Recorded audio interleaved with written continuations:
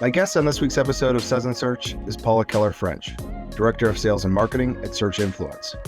Paula is a popular conference speaker, blogger, and trainer. This is her second appearance on Suds Search, and I'm excited to have her back for a big announcement. Paula and the team at Search Influence recently co-authored an important study titled Slipping Through the Cracks, Understanding PCO Unit SEO Capabilities.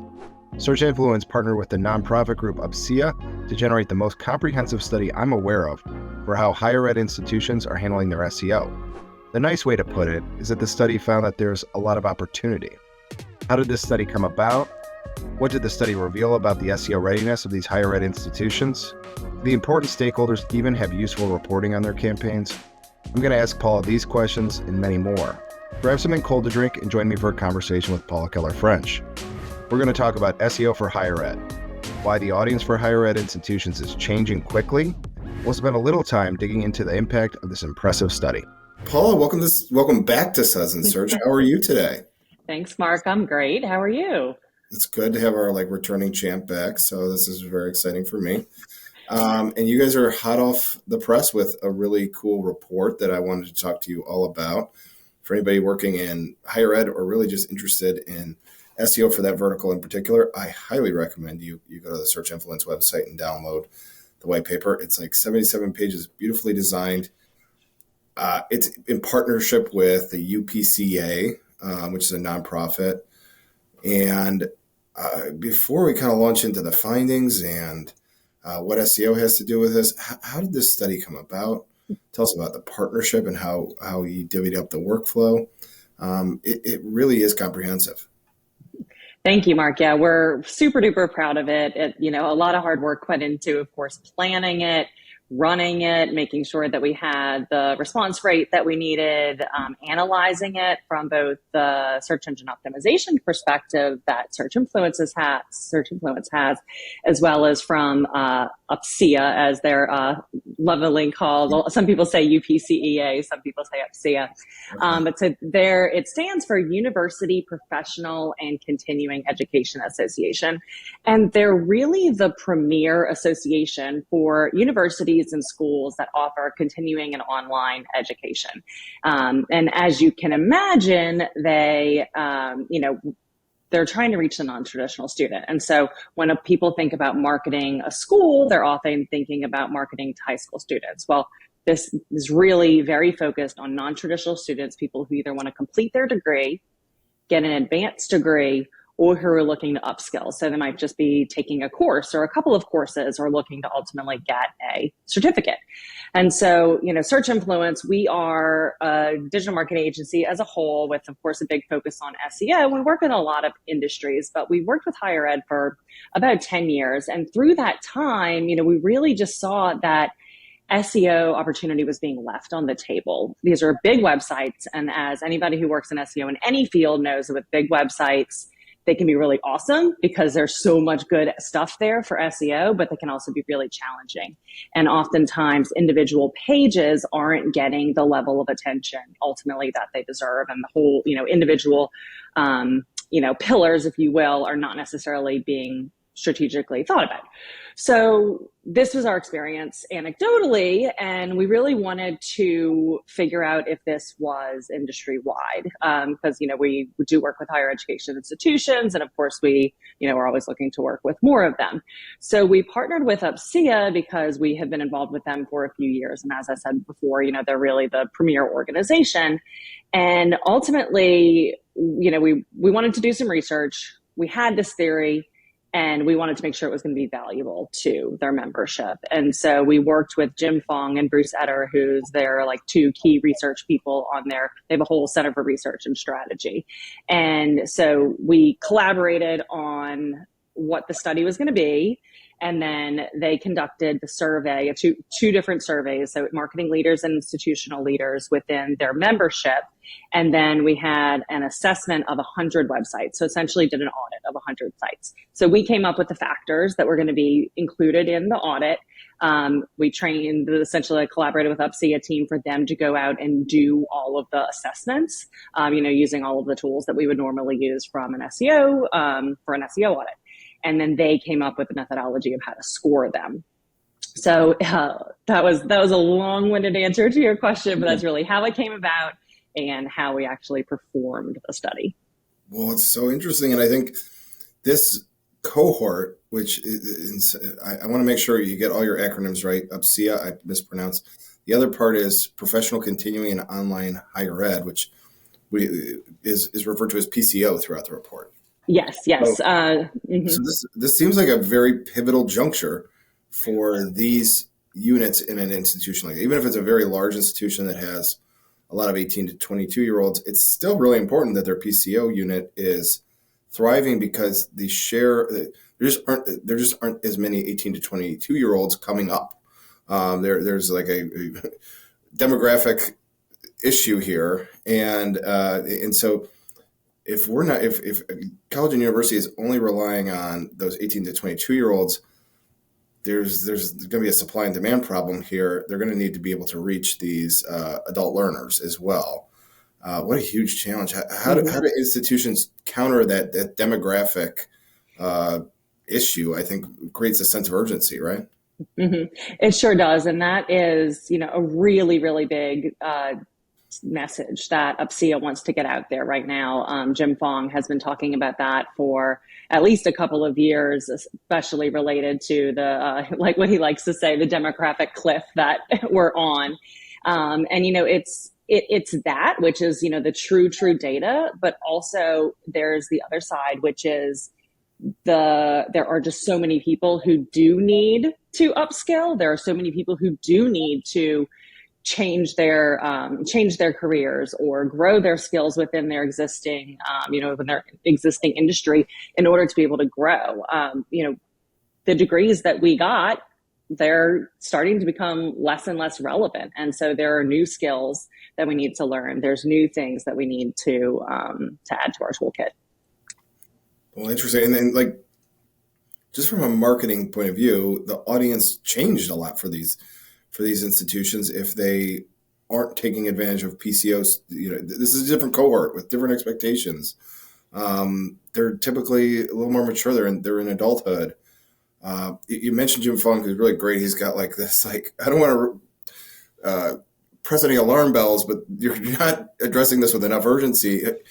Help me understand who this cohort is. What's the audience, and how are they different from maybe what a typical college or university might be anticipating at marketing to?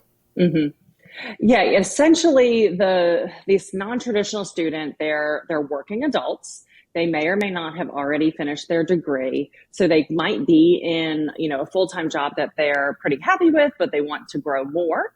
Well, they're probably very busy, right? And so the amount of time that they have to research is going to be very limited. Their decision set of whether or not to go back to school is, there's going to be a lot of considerations in that when they're making that decision.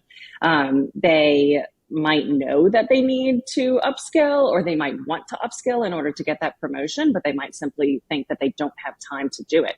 So the difference between that person and an undergraduate is, if you're a typical, right, graduating high school student who knows they went to college, you're going to pick a school. You're going to pick somewhere to go.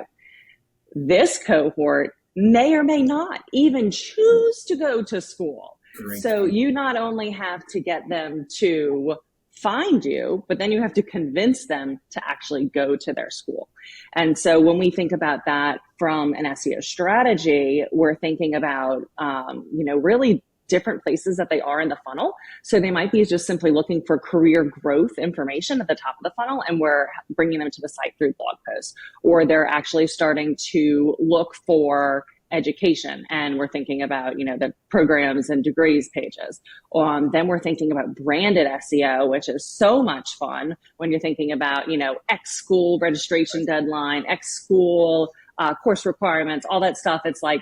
It's so much fun because it's kind of a slam dunk and easy stuff you can do to just make it easy for people to find the information that they need. Because if they can't find the costs, the registration deadlines, how much time is it going to take, what are the classes like, then they're simply going to be like, never mind, I don't have time for this. I got to go take care of my kids. I got to do more work tonight. They're going to just drop out of essentially even the search. I get it. And I get the SEO, that SEO can be a help here, and that it would help to really connect this cohort to the institution. But you guys did the work. You know more than just about anybody about this now. An audit of over 100 random UPCEA institutions. You can go either way. Yeah. Just in overall, how would you summarize how these 100 institutions performed in your audit? How'd they do? Essentially not awesome. There is, the nice way to say it is there's a lot of opportunity. And, I mentioned before that the UPCEA research team is really the one who came up with the ultimate grade. And we think that that's a really good thing. And we like that was the way it went, because it makes us a little bit more impartial to that, right? Because, you could joke that, oh, Search Influence just gave everybody really bad grades so that they would, think that SEO is worse than it really is. But that was the benefit of partnering with UPCEA on this, to give a little more, subjectivity, lack of subjectivity to it. Right. So objectivity, there we go, objectivity to it. And so the average score, I'm going to double check my data just to make sure that I'm getting this right, but it's 58.6. So out of 100. So essentially, if you translate that to a letter grade, we're going to get a D. And so there's a lot of opportunity. So some of the things that we looked at in that, we looked at, we had to do this at scale, of course. So authority score, backlinks specific to that section of the website. We looked at accessibility through Accessibee's access scan tool. And we also used title tags and meta descriptions as really like a proxy for content optimization, so that we could look at these 100 websites at scale. So we saw a lot of opportunity. There's a lot of things that can be adjusted in order to essentially use this as a tool. And so what I really appreciate and love about that is, all businesses, whether you're a higher ed organization or not, you're always trying to grow your business. And sometimes you might feel like we're doing everything already. Well, this is an untapped resource for most schools and most universities in order for them to drive more students. I love it. And I love all these different findings you had. Some of my favorite parts of this is that you actually got in with the leaders of these institutions, and they get it. It's kind of interesting. You ask them, is SEO really important to you? Is it really valuable? And they go, without question, yeah, it's really important. And then they go, well, do you have an SEO strategy? They go, no, we don't. How could that be? Jim Fogg makes it sound like there's this emergency coming. There aren't going to be enough students for these colleges. The best way to survive is to find more adult learners. All this is very logical. Maybe to use your nice way, how big of an opportunity do institutions have if they do embrace SEO? Mm-hmm. Well, if you think about the fact, to put some numbers around what you just said, so 84% indicate that they see SEO as a crucial part of their marketing strategy, but 51% say that they do not have a strategy. So large majority say it's important, half say they have a strategy. So 50%, 49% have one, 51% don't.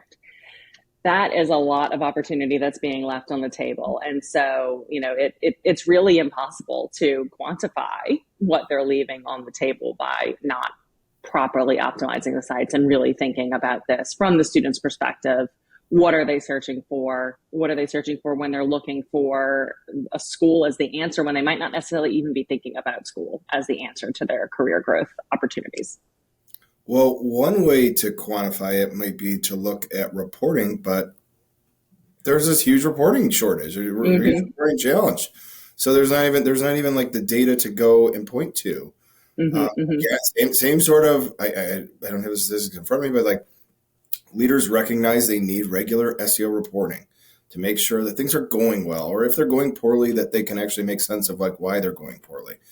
But no such reporting exists at a lot of these institutions. How do you explain that? These are pretty big. You can actually, in the survey, you look at it and like there's some large institutions, some medium, and some small, but most of them are in the large to medium-sized institutions with many employees, resources, healthy marketing budgets. Collecting data isn't overly expensive. What's the disconnect? Mm-hmm. Where's this? Well, our data suggests that they are collecting the data, Okay. but they're not necessarily reporting to the right people with the right data. And reporting is hard, right? You can report a laundry list of metrics, but where are the actual insights of those metrics? Which of those metrics does your audience actually care about? And so one of the big things that we talk about is tailoring your reporting specific to the person, even if it's to one person. If that's the most important person who's making the budget decisions, who's going to fight for your budget, or who's going to add budget for you to make these strategic decisions and to actually put money into SEO, then those are the people who need to understand the metrics and to be hearing about them on a regular basis. So the study shows that they're tracking all the things you would think that they should track, but they're not necessarily reporting to the leaders on it. So about 31% indicate that they receive regular updates, but 62% want those updates. So people sometimes don't send the updates because they think they don't want them, but 62% are actually saying that they do want reporting on SEO metrics. And these are institutional leaders. So deans and heads of these PCO units, of the professional continuing and online education units, not just, the marketing person. Wow, this is very interesting stuff. All this stuff is available, all the metrics, all the charts and everything. We can only scratch the surface in the time we have for this show, but I encourage anybody who's interested in this topic to get in there and actually divulge this. I do want to talk about one other thing, that talk about the SEO readiness of UPCEA members was generally poor, and I said that they know it's valuable. Only 27% of these leaders express satisfaction with their PCO's web strategy.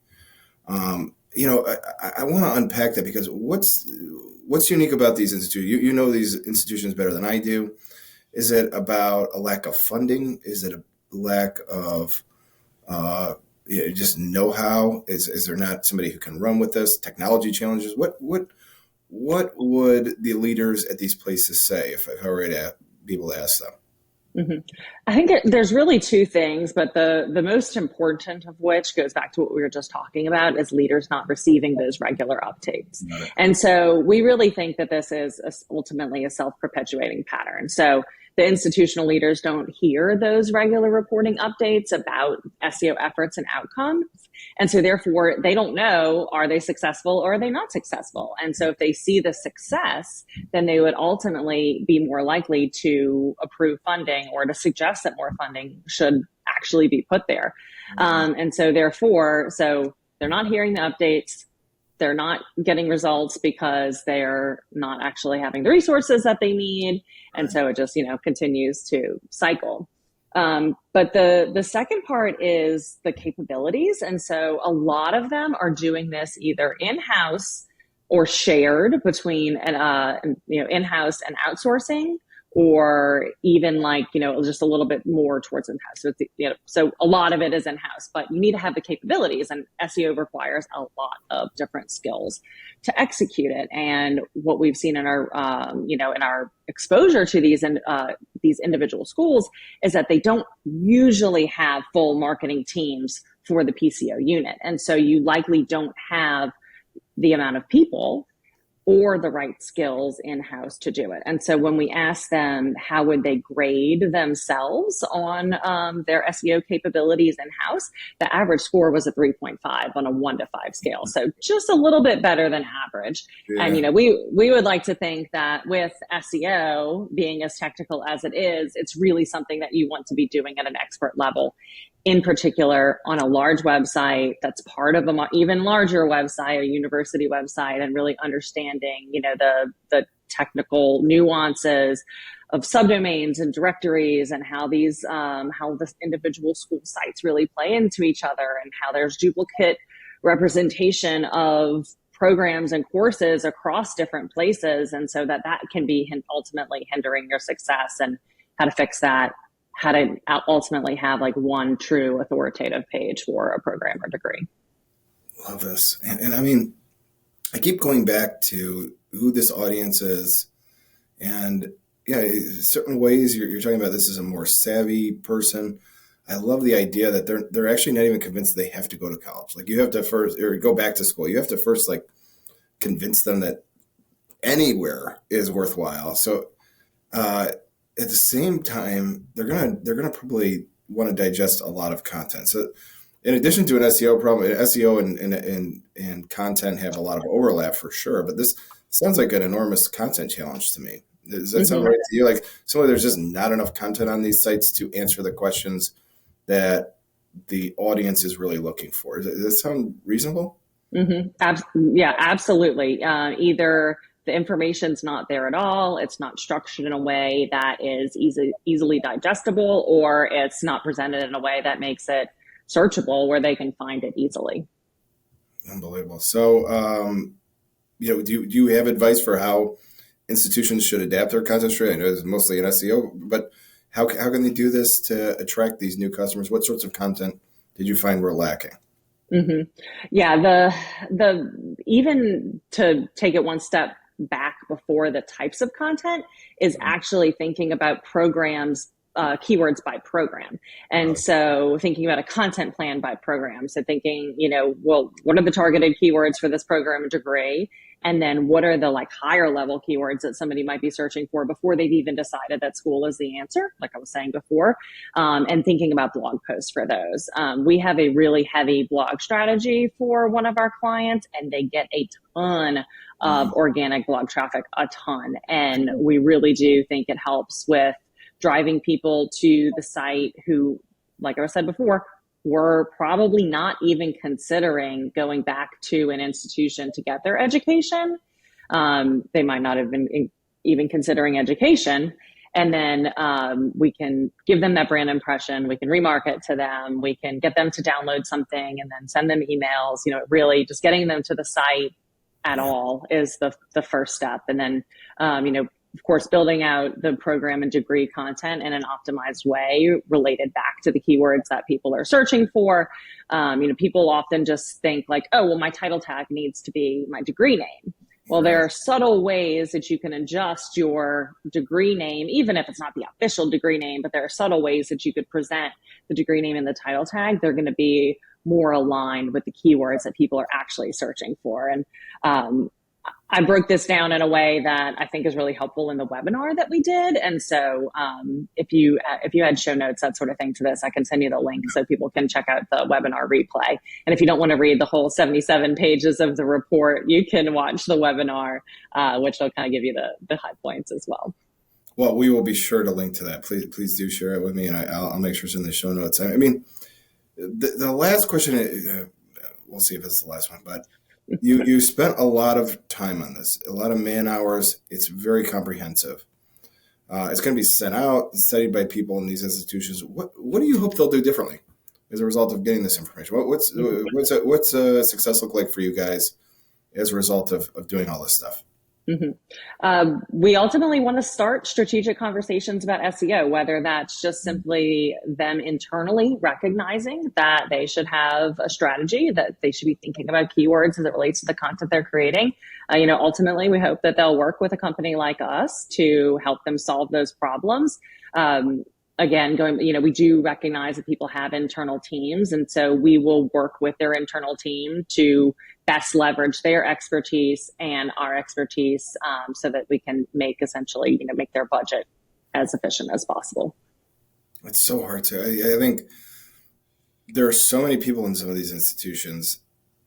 They have a lot of people who are going to be involved in this process.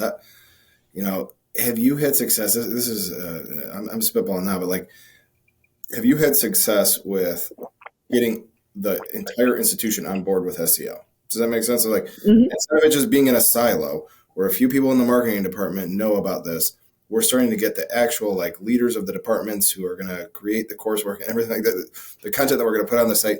They understand the importance of SEO, right? It's like you've got to herd cats a little bit here, right? It seems like a momentous challenge when I think about it. What is it like in real life?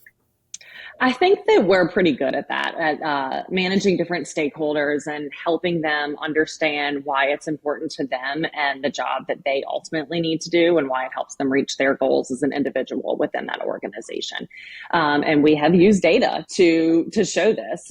So one of our most recent examples was really at the end of last year, one of our clients was started to like slowly one by one update their degree pages.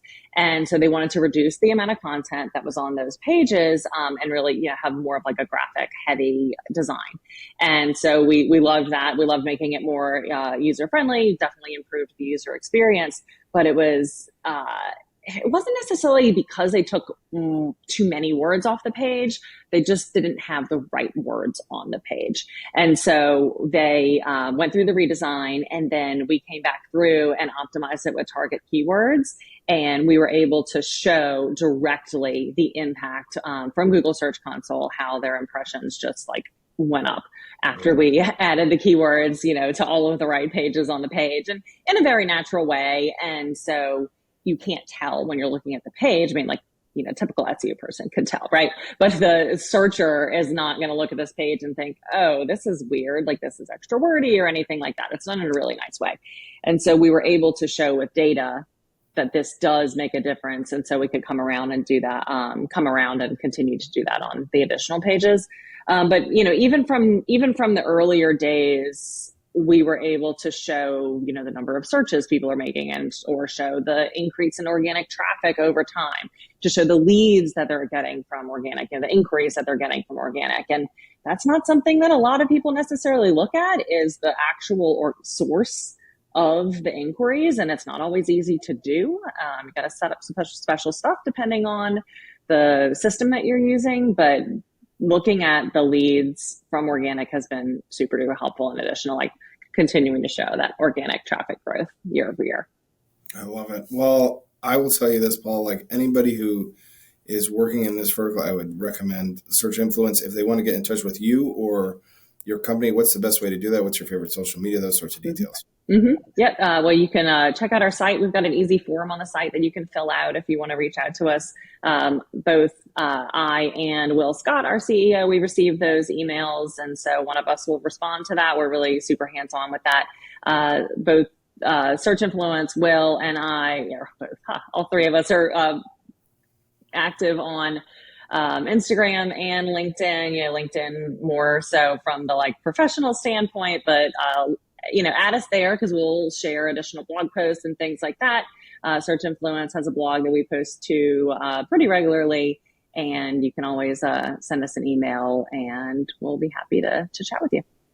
All right, great. And last question, are there any other studies like this coming out in the near future? Are you guys into the study and survey game now? Is we expect more of this in the future? Great question. Our intention is to do some type of refresh study towards the end of the year. So it'll probably come out like the beginning of next year. We're not sure if it's going to be a different direction or additional SEO. So we'll be planning that, over the summer, and then probably conducting it in the fall and releasing it in the beginning of next year.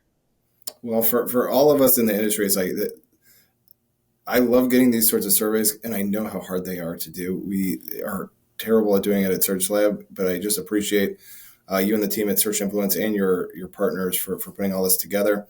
We'll be sure to promote as best we can. Paula, it's always a pleasure to talk to you. I hope we got to do this more often. For now, I'm going to give you a virtual cheers. We'll be back Cheers next week with another episode of Suds Search. Thanks again, Paula. Thank you, Mark.